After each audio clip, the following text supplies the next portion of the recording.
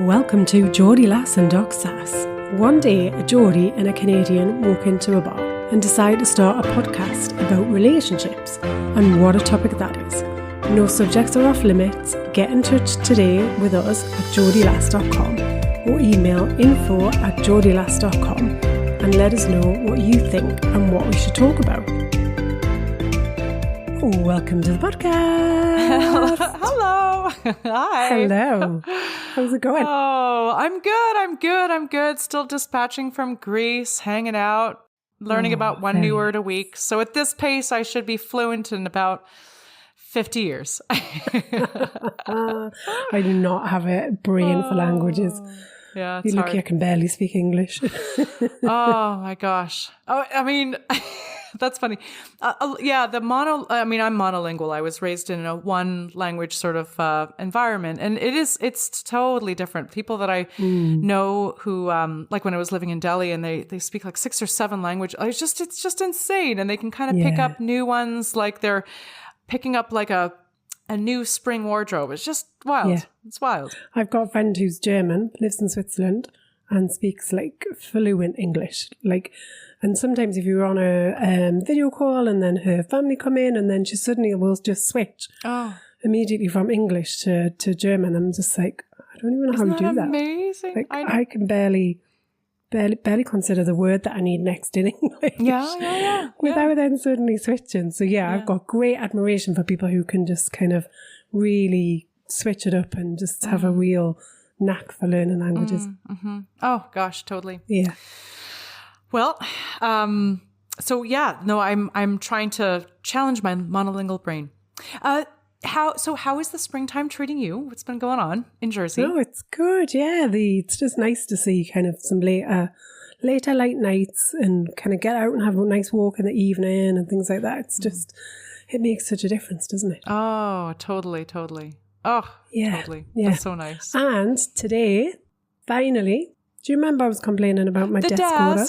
Yes. Finally arrived today. No! Are you dispatching from the desk right now? No, I need to put the desk together now. So that's on my list of jobs this week now, which I wasn't quite bargaining on doing that. But anyway, so yes, I will need to sort this out.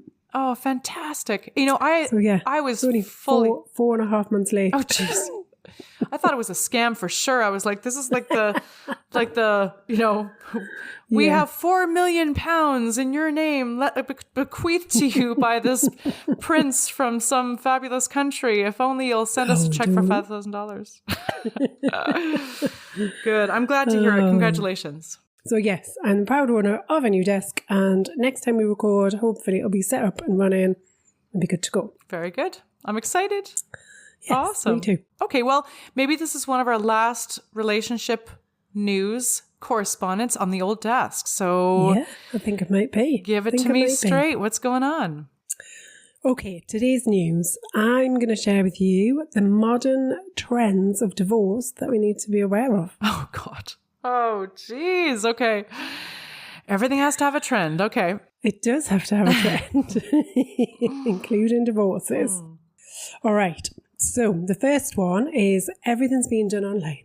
Oh, I will admit that I totally did an online divorce. Yeah. Everything. Well, I mean, it's got a lot more convenience about it, hasn't it?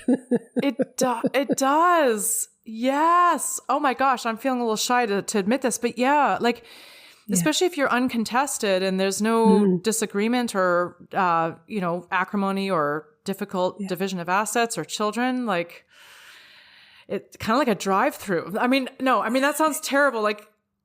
It did not take away the sting of the grief, loss, feeling of absolute utter failure, and sometimes regret. None of that stuff is bypassed by doing your divorce online. And the emotion that comes with it is going to be there, isn't it? No matter how you process it or what you do. But I guess in some ways, actually, at least kind of knowing, because, the majority of us don't do this kind of every week. You're not there kind of getting a divorce all the time. So you don't know the process. It's like anything kind of new, or maybe you have been married before and you've been divorced and you're getting divorced again, but there's been a time lapse and you can't quite remember what order things come in. So I guess there's a bit of surety to doing something, processing something online, that you are following a kind of process and it's steps and it's asking you for the information that you need. So I guess with that, it is kind of taking away some of the pain points of getting divorced. So you can focus on some of those kind of more emotional sides and the self-care and kind of really just focusing on kind of giving, tuning into who you are and what you need at that moment, because I'm not worrying about all this paperwork that I've got to sort out or what process Court am I dates, following. having to go down to the court and get an appointment. Yeah. So I would imagine from that perspective, it is actually kind of making something a bit easier, but then it does mean that you can focus on some of the other aspects, which, as you say, are tough and hard and not to be taken lightly. Oh, good point. Yeah, that's very, very true. Yeah. So yeah, I mean, everything's happening online nowadays, so this does not surprise me. It's true. Yeah. All right. The next one is the rise of the grey divorce. Oh. So we talked about the grey divorce, didn't we, recently? So I think it popped up in one of the relationship news. So this is about people who are kind of like, over 50s or starting to kind of get divorced. And so there's a rise in the number of people who are kind of getting divorced later on in life. Yeah. Oh, it's fascinating, hey? It is, yeah.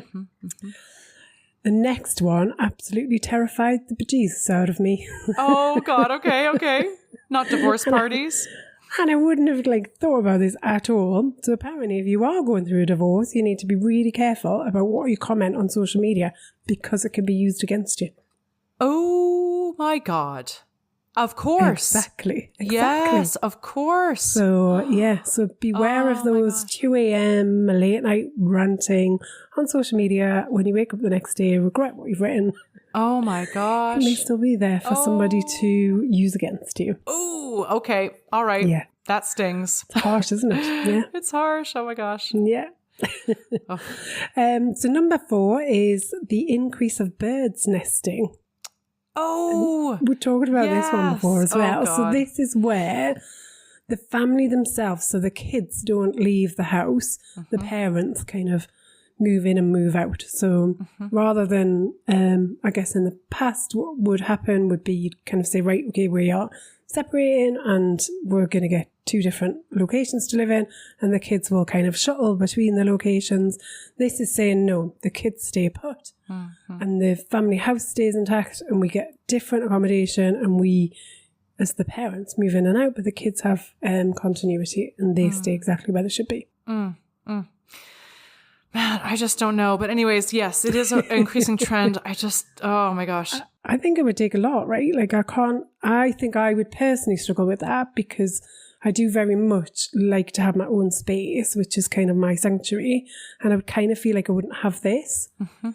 But then I can, I guess like anything, don't knock it till you've tried it as well. So I'm just really concerned that it doesn't allow couples to move on or individuals to move on. I think it's really important to be able to start to look at what's next in your life. Because of course, like the kids are absolutely the most important thing coming through this. And you want to create an environment that is safe. I guess I just kind of say, well, for the parents or the people who are co-parenting in separate homes where kid shuttles, different places every week, is that, if it's a nice arrangement and there's good boundaries around it and there's healthy communication that thinks of the children first, is it shuttling homes that's the disruptive thing to their lives?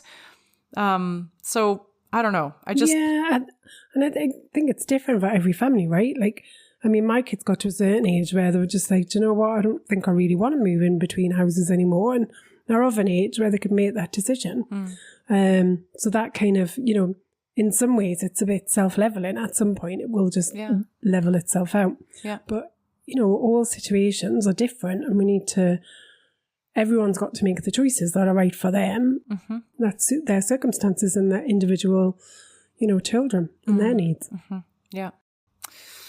Oh, absolutely. But yeah, tricky topics. Absolutely. And then the 5th one, I think this kind of saddens me a bit, but I can see why we've got them, is the rise of co-parenting apps. Yes. Oh, my very lovely friend requires it because her ex-partner is a disaster. And for her safety, she has to use naps so that there's no contact, that drop-offs are going on and the pickup is going on and it's ships passing in the night. Mm-hmm. Yeah. And there's no messages. It's just on the app. Absolutely. What's your take on these? So I always just think it's sad when people can't have have a relationship. And I get there are certain situations where it's just not possible. So, and then I think, brilliant. Okay, you've got something else that you can use. But I think my default position would always be to try and maintain some sort of conversation, communication around the children, because it doesn't go away. Like mine are, late teens, early 20s, and it doesn't change really. Mm-hmm. You maybe have slightly less communication now, but you've still got to, you've still got finances to talk about. You've still got things that the kids would never be involved in those discussions. Yeah. So you've still got kind of all of that to do. But I get that every situation is different. And so some people, this would be their only kind of lifeline. It's the only way that they could do it. Yeah. So I think in this, I mean, of course, for safety, and if you've got a manipulative ex-partner, that is something that gives you a safety boundary for sure. But in lieu of that, maybe just ask yourself, is there a way that just kind of upping the maturity dial on the communication, could that achieve the same result? Yeah.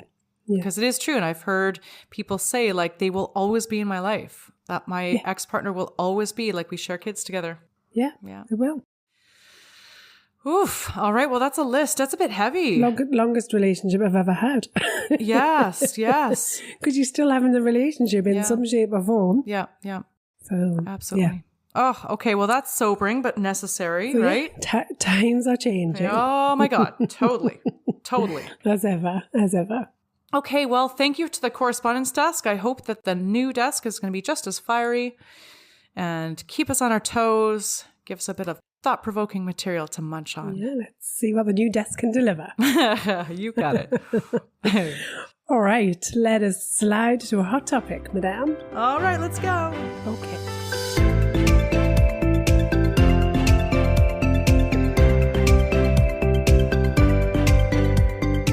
Today's hot topic: boundaries versus requests. Oh, I love this. What a sweet segue from our last... If you missed last week, we got into like the fundamentals of boundaries, like what's a boundary? So go back, listen to our last episode, and then come back to us today and tune on in. Yes, requests versus boundaries. Woo. Again, similar to kind of what we were saying last week, it's really good to just kind of discuss some of these items, isn't it? Because unless we really sit down and think about, well, actually, am I making a request or am I setting a boundary? We're not going to necessarily know the difference between the two, are we? Yes. So here's where the thing of non-negotiable and negotiable comes in. Because by definition, like going back, like the boundary has to be a solid boundary for that period of time. And for that particular circumstance, that person, that relationship, that period of time. For now, I need you to be, to meet this bar or not do that or do that. Always. It's not kind of like a nice to have, it's a need to have. So that's how I like the definition. A boundary has to be a solid wall, if that makes any sense. Yeah. Otherwise, if there's exceptions and like, oh, well, you don't have to do it, then it's not a boundary. Yeah. Okay. So a request. Okay. Well, tell us about like how the confusion can actually end up undermining everything. Well, I think in what you're just saying there, a boundary has to have, it has to be kind of firm and it's in place and it's, we're really clear about that. If we then still accept the behaviour, then it's not really a solid boundary because we're kind of saying like, look, I've said this, but you're not doing anything about it and I'm not holding you to account. I'm not kind of pulling you up on that. Then really, is it a firm boundary in the first place? Probably not. Mm-hmm. I think where we've got a difference is if I'm setting a request, I'm asking you to do something and I've got no control over whether you're going to do it or not. I'm just making a request and I'm hoping that you're going to say, yeah, all right, then I can do that. But you may say, well, actually, no, that's not something I can do. Whereas if I'm setting a boundary, I'm saying this is kind of, for me, this is what I need or this is how I need things to be. Mm-hmm. So it's completely different to if I'm just asking you, well, could you? Okay. You've got it. Okay. So what's one, run us through like something that's the same need. It's the same, you have a same need and you're going to phrase it as a request and then you phrase it as sort of like setting a boundary. How does the language shift? If I'm going to put you on the spot here. Yeah, no, I mean, there's a few examples we can run through and it's really useful, I think, just to think about this in some specific situations so that we can really kind of wrap our head around it, because otherwise it still feels a bit confusing, doesn't it? So I think, let's use the analogy of kind of, the dishes or cleaning up after dinner. So, if I'm making a request, I'm going to say to my partner, I'd really like it if you cleaned up a bit more after dinner. So I've asked you a question, I've asked you to do something, this is kind of what I want to do. But I'm putting the ball in your court there because you will either agree to that or not agree to it. And then I've got no control over what happens. And I'm still in a position where if the request isn't met, then actually am I then, I'm the one that's feeling upset and hurt and because I raised it for a reason. So it's that type of example. Now, if I'm setting a boundary, I would say something like, when I'm the one that's cooked dinner, I really need you to be the one that then cleans up after dinner because that feels fair to me. Love it. Okay. So there's no uncertain terms. There's a clear, like, I need you to clean up after dinner. So there's like, it's time bound. I'm clear on what I need to do, when I need to do it, and why. And what lovely thing is you put in your value, which is like, don't F with my values. Fairness. Yeah. If you know me, fairness is a value. And this is what makes it important. So it's like another example would be, if you're having an argument, some people are really fiery, aren't they? And so they've got no problem whatsoever at all raising voices and getting quite vocal. And that for them wouldn't be an issue. If you're the type of person that actually that really upsets you and you don't want to be in a kind of an argument where somebody starts to raise their voice, then a request would be, I'd really prefer it if you didn't raise your voice when we're having an argument. So that's a request. I'm asking you to do something. Again, it's up to you whether you do it or not. But, I'm still left in that position where I'm not happy about that situation. I've raised it, but I've not set a firm boundary. Now, if I set a firm boundary, it would be, I'm not going to carry on having this conversation until you lower your voice. So I'm really, really specific there about what I want. And then with a boundary, there needs to be some sort of action or consequence. So you need to follow through on that. So if the other person then didn't lower their voice, you say, okay, I've just explained to you, so I'm going to leave the room right now and I'll come back in 5 minutes. And see if we can continue the conversation. So we're putting it clear. That's like a really firm kind of statement, isn't it? About what I want, what I'm going to do, and what I'm expecting of you. Okay, that makes sense. Yep. So you can see how people mean to set a boundary, but they actually just state a request. I think that's right. That's the biggest slippery slope that we do because we're scared to set a boundary. Because a boundary, like the words sound harsh, right? Like, oh my God, that's like really, it sounds like over the top. Yeah. And you may choose to actually just kind of use the request as a bit of a warm-up because that may be all you need in that situation. So it might be that I kind of start with a request. Look, I'd really prefer it if you just did the dishes a bit more after dinner. Like, I do feel like I'm cooking a lot and it would be really great if you would do the cleaning up so I don't feel like I have to. So you can make that request. If then the request isn't met and you're still in a situation where it's still upsetting you and it still feels like it's unfair or, whatever emotion's going on for you, you can then move on to a bit of a boundary, which is then kind of, right, okay, that didn't quite work last time. So I want to be really clear now that this is an issue for me. So, unless you can do your share of cleaning up, then, I'm not prepared to carry on cooking every night because that just doesn't feel right to me. So we can start to kind of, we could use the situation and we might use a request as a bit of a stepping stone to get to a boundary if we then need to set one, because a request might be all you need. Okay, that's nice. I think sometimes when things are popularised so much, and I don't know, like, I think I'm kind of hypersensitive to it because of the field that we work in. You see stuff more, don't you? And but when things are kind of over popularised, it can be quite difficult to think, oh, well, I must be setting boundaries. If I'm not setting boundaries, then I'm not I'm not a fully functioning adult. But, in some cases, you might not need them. Not everybody needs to set firm boundaries around everything that we have in our life. We need to look at the areas where we have got challenges, where we feel upset, where there's more emotional charge. And that's when we need to kind of look at it and say, okay, what's needed in this moment? How do I get beyond this? How do I get past it? And it might be that a boundary is one of those. It might be a request. We've got multiple kind of tools. It might be that actually I just need to work through it in my own mind. So I'm going to use a bit of reflection. In life, we've got all of these different tools that we can draw upon to help us to get to where we want to be and to the things that make us more happier.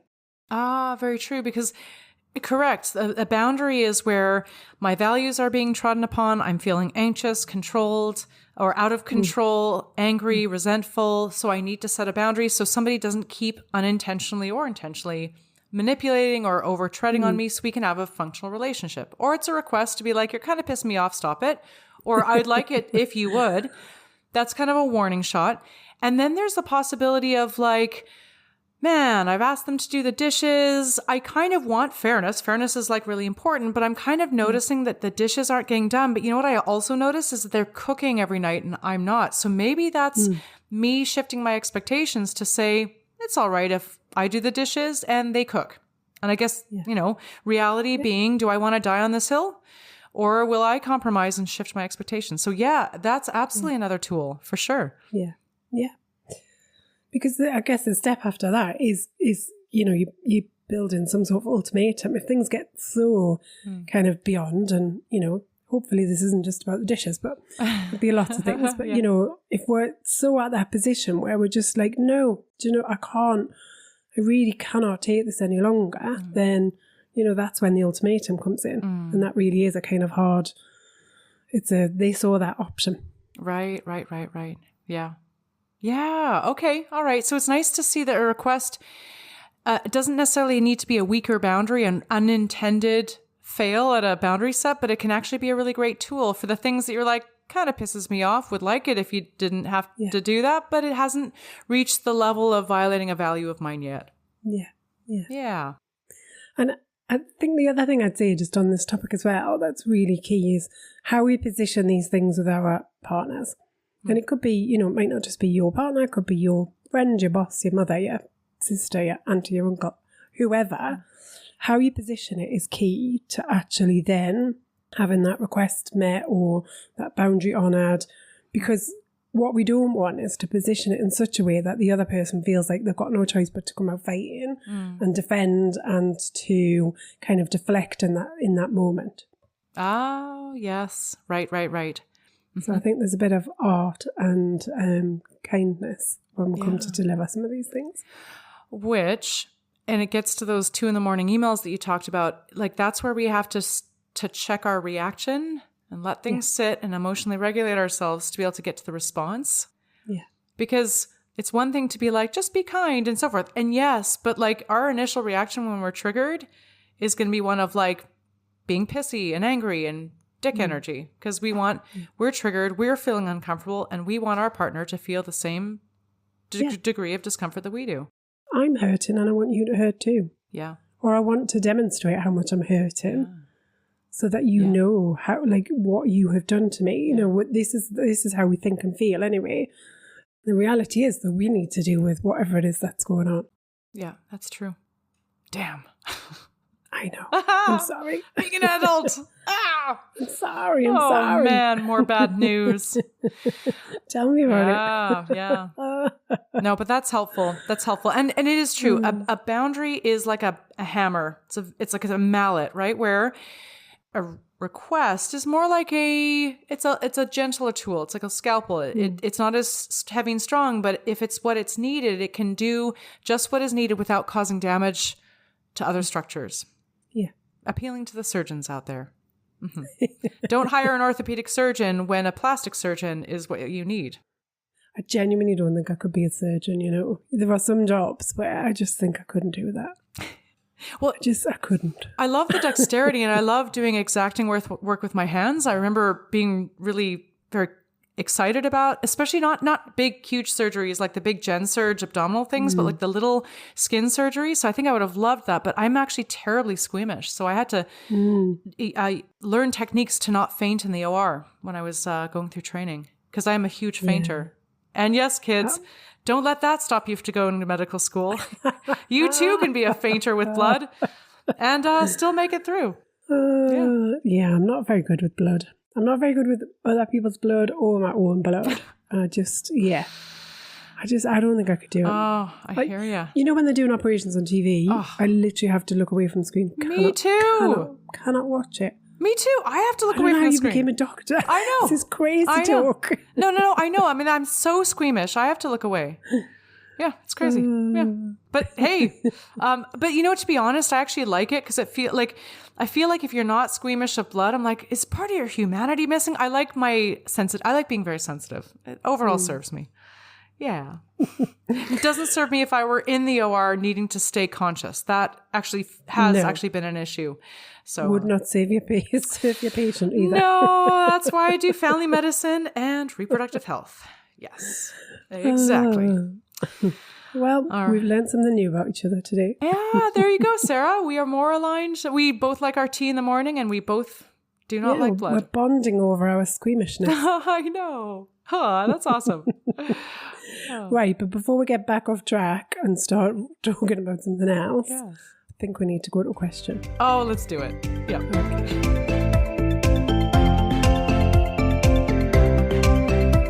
Okay, today's question. I've heard so much about manifesting. Is it really possible to manifest your perfect relationship? Oh, God. Dun, dun, dun. Okay, this is wonderful. So, this is another popularised topic, isn't it? Manifestation. It is. And I think you and I might be on the similar vein here. And I'm going to get back to so what do you mean by manifesting? And I think that's where, what is manifesting exactly? Well, so in terms of manifesting, it's where we really want to try and kind of conjure up this future vision. We'll get really kind of clear and specific about what we want out of life, which is often easier said than done.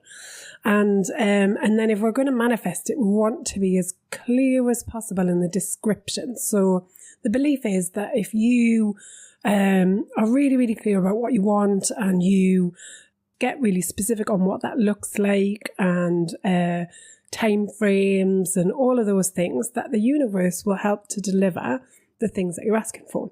Now, that doesn't mean to say that we can just ask the universe for stuff and it just comes. Although I have been manifesting £500,000 check coming through my door. Yes, and it still hasn't arrived yet. So that's proof that. But you haven't stopped. Doesn't always work, right? But anyway. Never stop trying. But we do still have to take action when we're manifesting. I think this is the thing that people often kind of forget, because we want an easy life, right? So we want to be able to outsource the delivery of our happiness to somebody else. Yes. So we're kind of asking the universe to go ahead and do this for us instead. But the reality is we do have to take some action. But the view is that the more aligned you are to the future that you want, and the more you can describe that and visualize it and share it with others and talk about, actually, the more open you'll be to receiving that, because you are, you're more on the lookout for things. So it's a bit like, if you ever buy kind of like a new car and you had never seen that model of car really on the road, you'd never spotted it. But then you start to drive this model and suddenly you think, oh my God, they're everywhere. But now, nothing's changed in reality unless there's some kind of, super boom in a particular model. Generally, there's nothing that's changed other than the fact that your lens is more open to it. So, and it's the same with kind of when we think about relationships and wanting to manifest a relationship, we know that we have to be open to love. And if we're not open to love, we're closed off to love.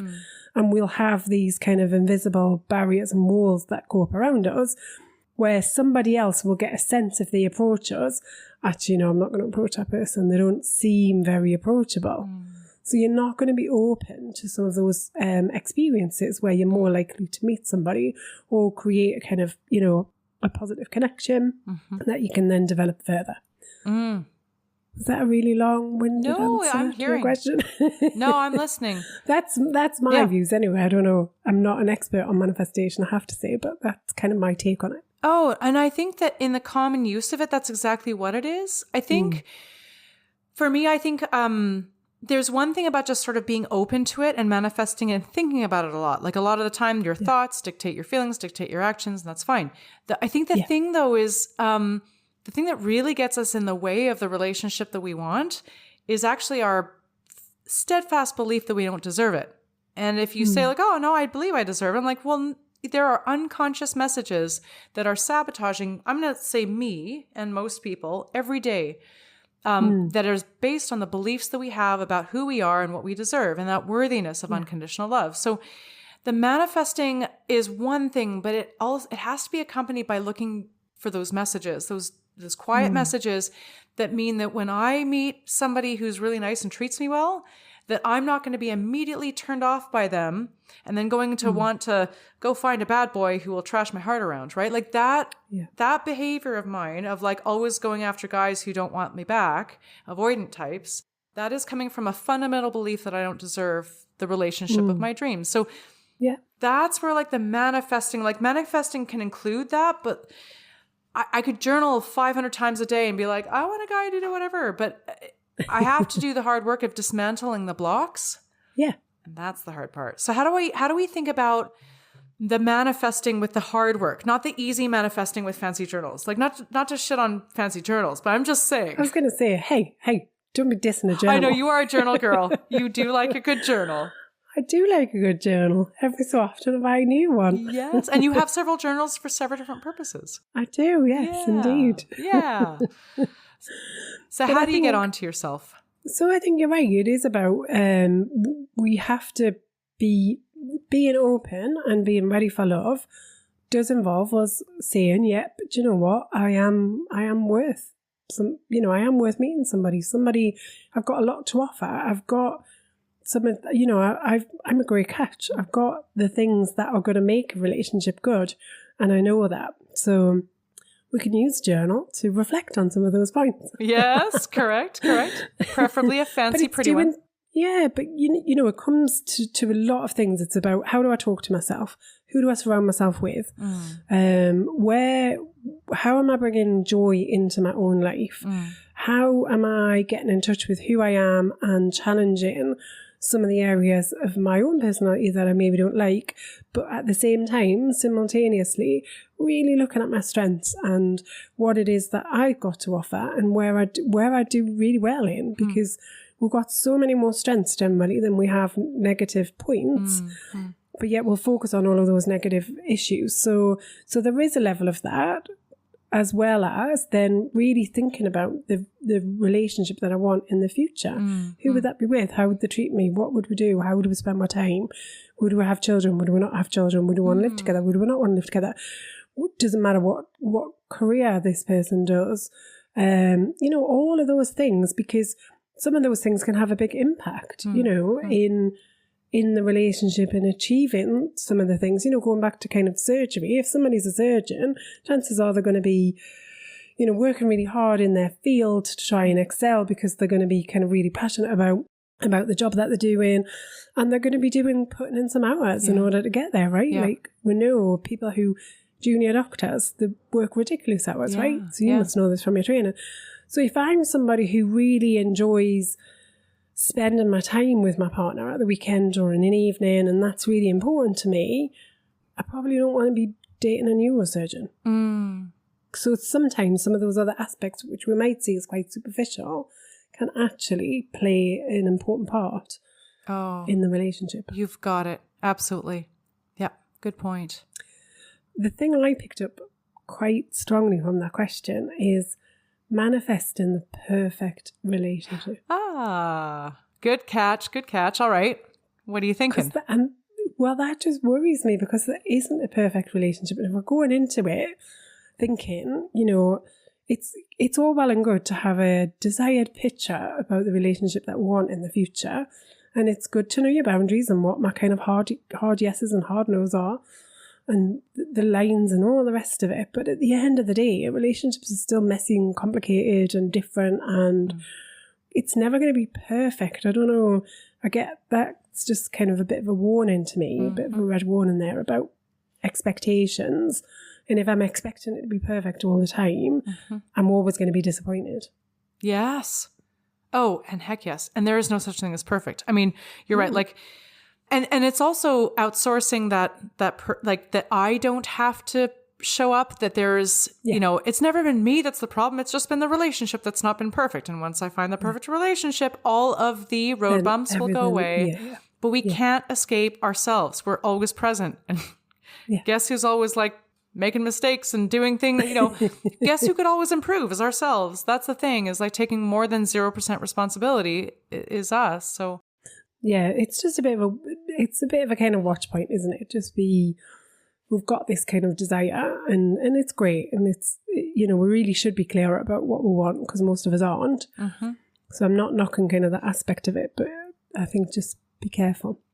Yeah, and what you're looking for is, you're looking for a person that where the circle of us, the us that you create together, has enough of alignment with your values and their values, and that they're sort of, you're pointed sort of in the same, in the kind of in a synergistic, or a, you know, in a direction that, you know, suits both you guys, where both of you are in it to win it with hard work and a reconciliation of, you know, you're on to each other and you're on to yourselves, and that it's good enough, and the foundation is strong enough. But there could be a huge reno job. The kitchen might need to be totally, like, the cabinets might suck. You might have to, like, you know, even fix the roof. Maybe some big projects in that. But if the bones of that house are good, oh my God, I'm always talking about this.